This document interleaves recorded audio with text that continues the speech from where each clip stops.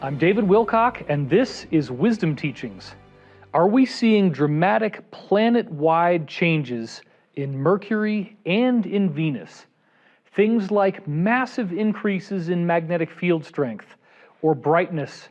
And are we even seeing such things as physical, structural changes in the actual shape and size and location of elements on the planets themselves? Are these changes further proof that we are indeed moving into a more energetic region of the galaxy and thus fulfilling ancient prophecies regarding ascension and the transfiguration of what it means to be human? That's what's coming up in this week's episode of Wisdom Teachings. Mercury is where we're going to start in this episode, and let's be clear that you may have been misinformed by classes that you had in the regular corporate governmental educational system, in which we were kind of led to believe that Mercury was this really hot molten planet of some kind. Mercury is not a hot molten ball at all. In fact, once we actually got better views of Mercury, we discovered that it started to look a lot more like the moon than anything else.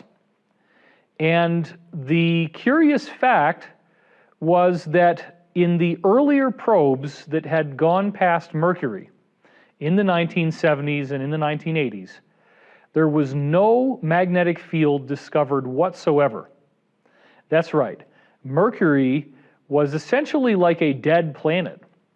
And without a magnetic field, it would have no protective mechanism against any particle emissions from the sun and bombarded by things. Now, again, there's no molten material on the surface of Mercury. This is a very archaic notion. It actually does have ice craters. It actually does have areas that are shaded. So even though it's that close to the sun, you have to think differently than how you've been taught. But the real interesting stuff started to happen when the Messenger space probe visited Mercury in 2008. Mercury was the straggler. It was frustrating me for so long. I had found Dmitriev's paper back in 2000, and I had looked and looked and looked for any information suggesting weird changes going on with Mercury, and I simply could not find them. It was so frustrating. And I knew, however, that this was a predictive model. In other words, science is about making predictions, and then if your model is correct, the predictions then come true. So the predictive model suggested that we would find evidence that Mercury was undergoing energetic change. And it wasn't until 2008 that that actually came to be. So here we go with the exact description of what happened. In 2008, NASA made a statement saying the magnetosphere and magnetic field of Mercury during the Messenger space probe's flyby appeared to be different from that of Mariner 10, which was in the 1970s. Messenger found that the planet Mercury's magnetic field was generally quiet, but it showed several signatures indicating significant pressure within the magnetosphere. Now, Mariner 10 didn't show any magnetic field at all, so this was a very, very bizarre change. Here we see description of when this was first announced. This is from January 30th, 2008. NASA spacecraft streams back surprises from Mercury.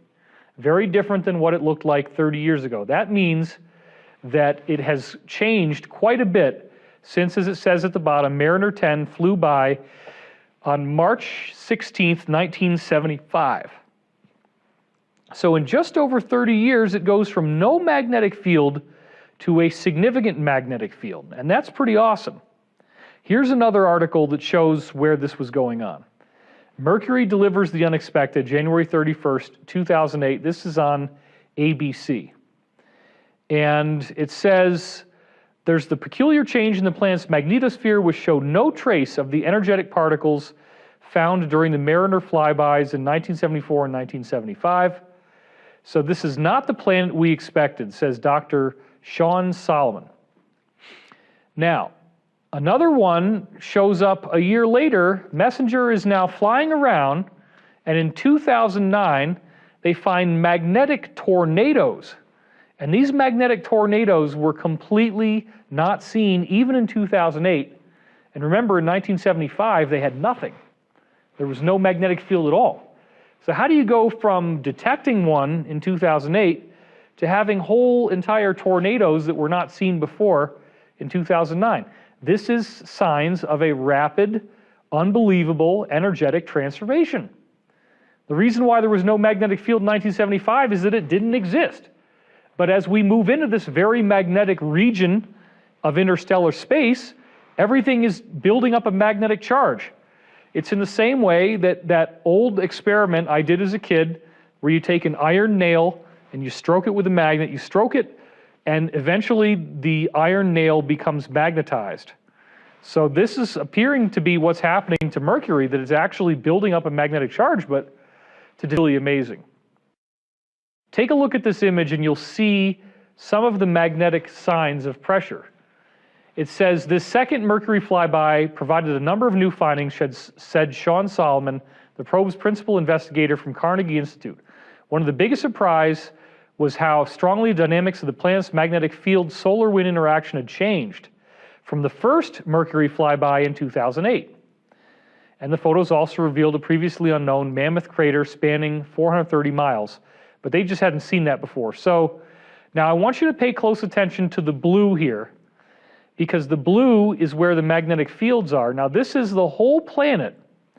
And so what we're looking at here, really amazing stuff, is that all of those blue areas that you see are magnetic fields that did not exist before. So this is really radical change on a very, very massive level.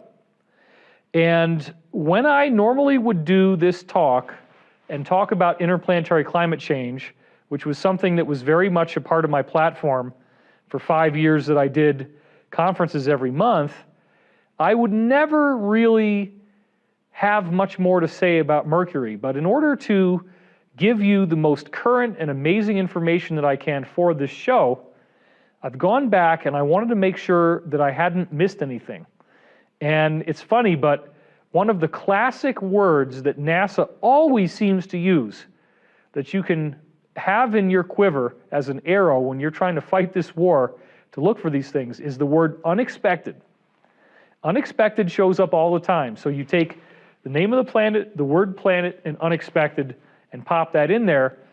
And as I did this for this shoot, I discovered there were new surprises of Mercury that I hadn't seen, which actually also hadn't seen until I put these slides together in the last few months. So this is really cool. Let's take a look. It actually was announced in July 2008, right around the time that Messenger started to get really good high-resolution images, that Mercury was shrinking. This is very, very bizarre. And here is a link from New Scientist, a reputable magazine called Mercury, the Incredible Shrinking Planet.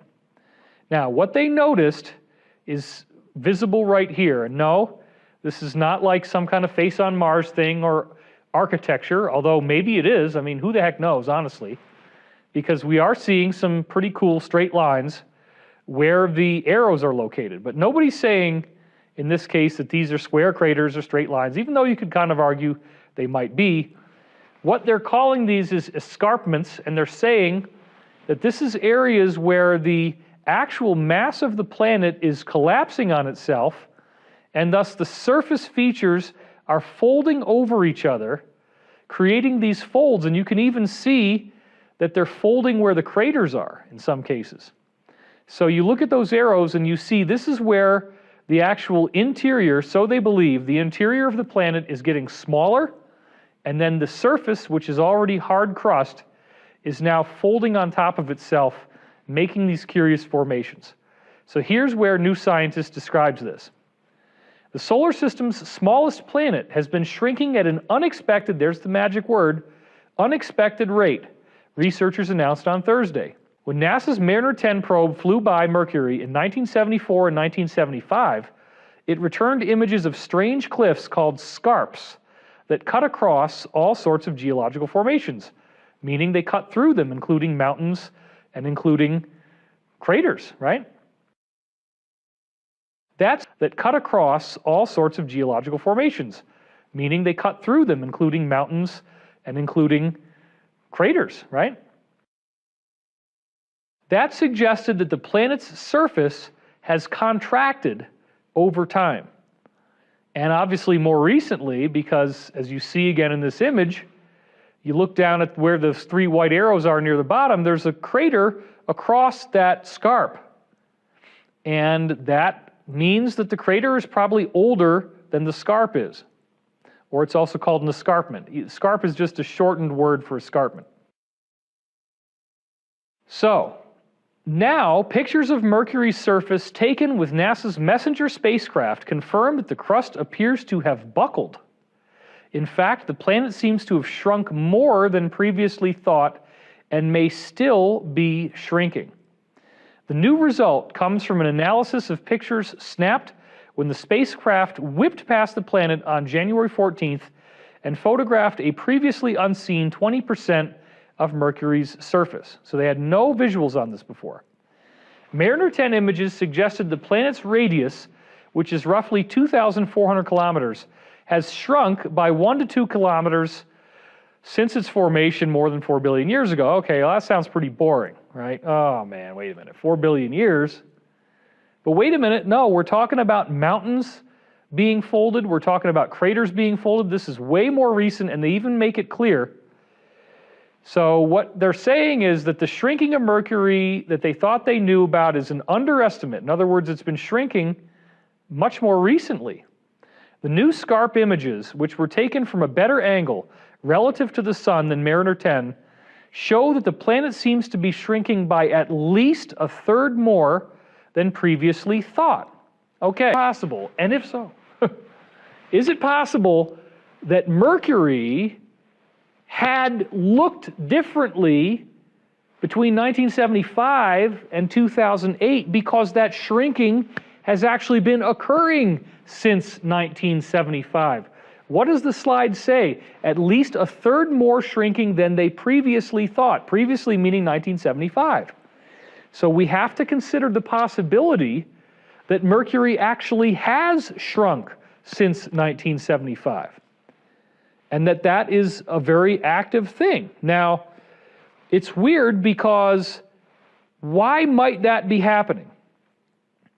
In the conventional scientific view, they think that the interior of a planet is molten. But that's not what I've been saying. Once we get into later episodes coming up, when we get into the global grid and all the ley lines on Earth, and you're going to be blown away when we get into that stuff, trust me. You definitely want to stick around for that. We're going to show also the expanding Earth hypothesis. The idea that if you actually take the Earth and you remove the oceans as if that mass didn't exist and you fit the continents together, you can shrink the Earth down to 55% of its current size. All the continents fit together like a jigsaw puzzle. And then we can model by the actual seafloor expansion rate that the Earth is expanding from within just since about 225 million years ago. And that in fact, the oceans are where new water is coming in from the solar system, hydrogen and oxygen blending from the star's output, and then raining down and filling these gaps where the original molten crust has cracked and broken apart. The area underneath is thinner, and then the water rains on it and pushes it down, thus creating oceans where they didn't exist. So now planets are growing, suggests that the planet has some kind of energetic core, some kind of plasma light. In fact, the idea I said in previous episodes about natural self-luminous formations, in which gravitational energy turns into electromagnetic energy, that appears to be what's going on inside the planet. That the planet is having gravitational energy coming in, it's transforming into light inside the planet, and that light is actually growing and it's creating mass. That matter is being created as this gravity turns into electromagnetic energy, because matter is ultimately electromagnetic energy. So the Earth is growing. And in the case of Mercury, it's right near the Sun as the Sun is going through this massive energetic charge up, getting ready for this big flash. So here's what I propose. I propose that the Sun is drawing in energy from its surroundings, because it's getting ready to do something really big. And as it's drawing in that energy, it's actually sucking it out of Mercury's core. It's wicking that energy out, and it's shrinking.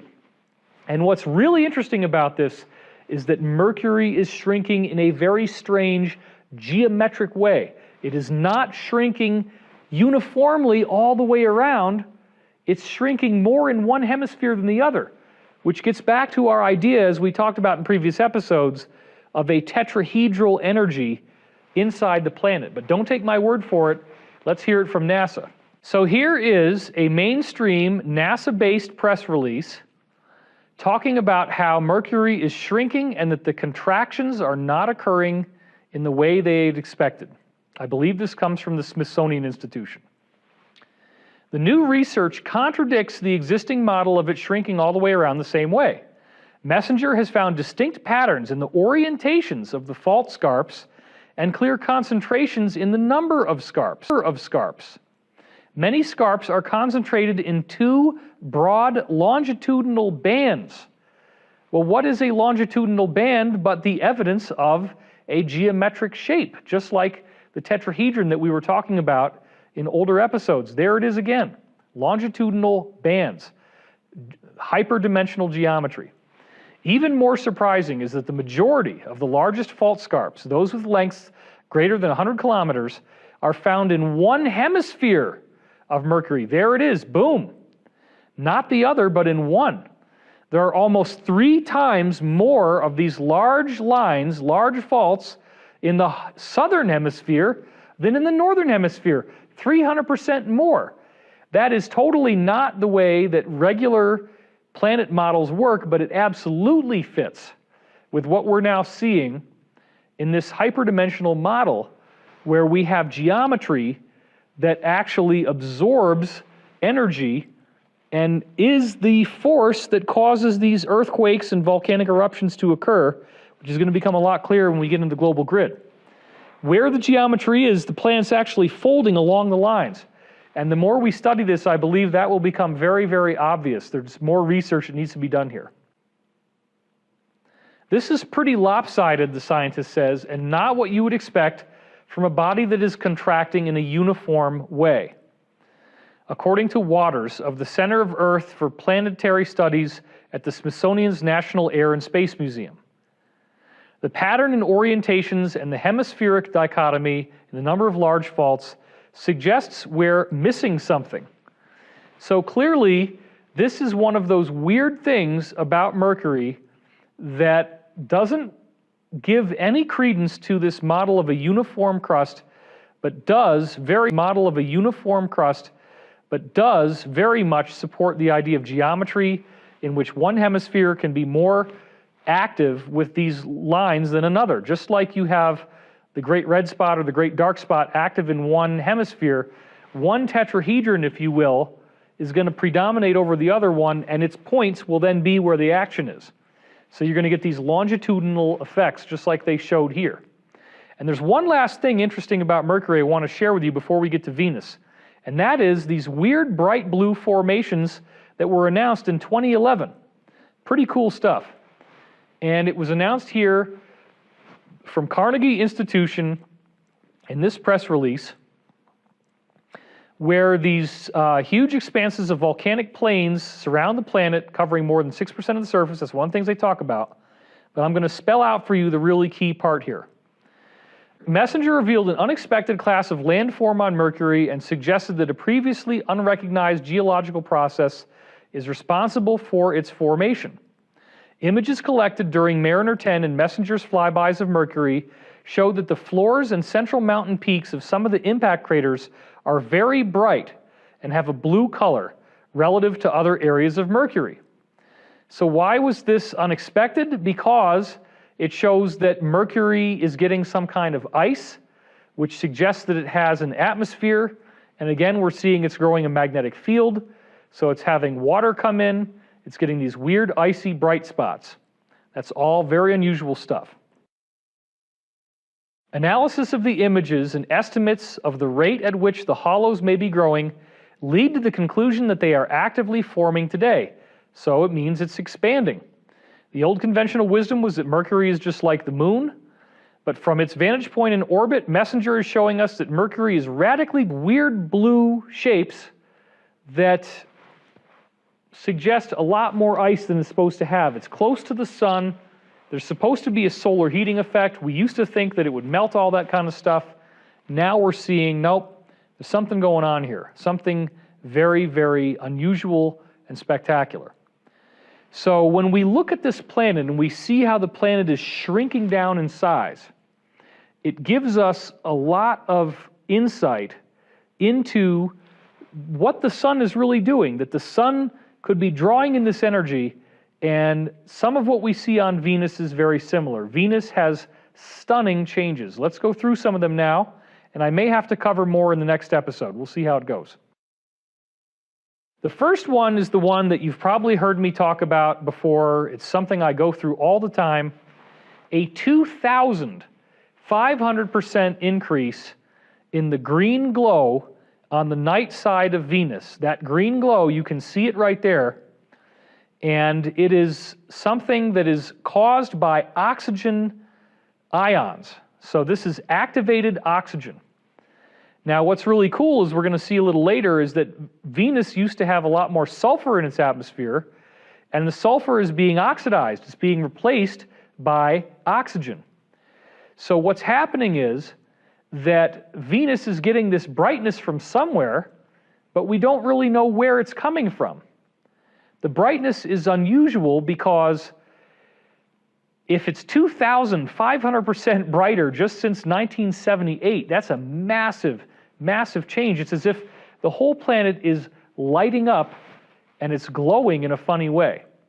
Now I want you to also look very carefully at that green line and tell me out loud, I'll hear you.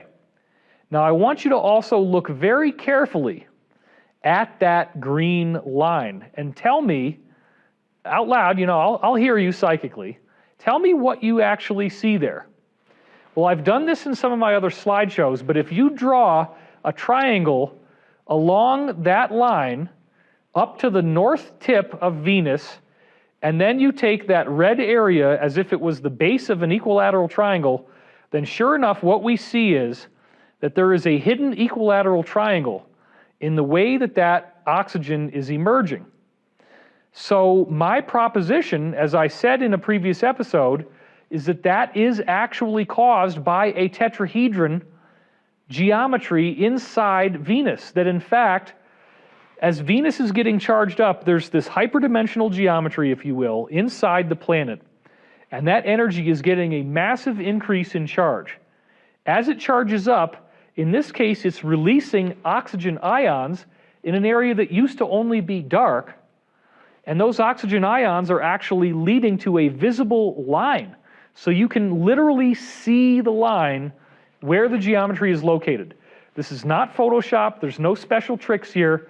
And just to show you this, I want to go to the next slide where you can see now some of the previous levels of what was going on here. So these are 6 different images of Venus that all are taken of the night side. So you can see that where it's blue is the night side and where it's white is where the sun is hitting. And notice that it doesn't always appear. The weird geometric pattern is only on the bottom right, but it's extremely, extremely perfect in its symmetry. You can draw lines over it, as I've done before, and with similar geometric changes that we're seeing in Mercury, because Mercury had these scarps appearing in longitudinal lines and concentrated more in the southern hemisphere than in the northern hemisphere. Well, we see on Jupiter, the great red spot is in the southern hemisphere. We're seeing here on Venus that the bulk of this geometric line is in the southern hemisphere. And we're also seeing 3 times more of these types of folds in the southern hemisphere of Mercury. So we have a whole new model to enjoy and play around with here that radically changes our view of what is going on with Mercury and with Venus now. They're both doing very similar things. So just to drive home the point about the oxygen, here is a NASA statistic regarding the sulfur. Between 1978 and 1983, and you can see there Venus, that's as much as they'd imaged back when I first saved that image. There's been a dramatic decline in sulfur gases, and here's the link to this. This was done in Scientific American magazine as a joint effort between Dr. Larry Esposito of NASA and Drs. Bullock and Grinspoon. So together, what they found is that Venus is going through something totally